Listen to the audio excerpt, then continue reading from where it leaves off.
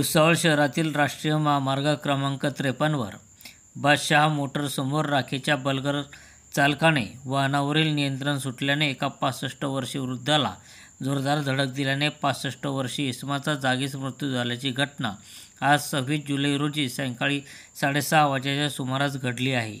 मिळालेल्या माहितीनुसार शिवदत्तनगरमधील रहिवासी प्रमोद पांडे वय वर्ष 65 हे सायंकाळी राष्ट्रीय महामार्गावर नेहमीप्रमाणे फेरफटका मारित असताना खडका रोडने येणाऱ्या राखेच्या बल्गर चालकाने वाहनावरील नियंत्रण सुटल्याने त्याने प्रमोद पांडे यांना जोरदार धडक दिली।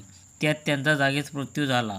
बल्गरने पुढे भंगार दुकानाला धडक दिली। घटनेची माहिती मिळताच बाजारपेठ पोलिसांनी घटनास्थळी धाव घेतली। मृतदेह शवविच्छेदनासाठी ड्रामा सेंटरला रवाना करण्यात आला आहे।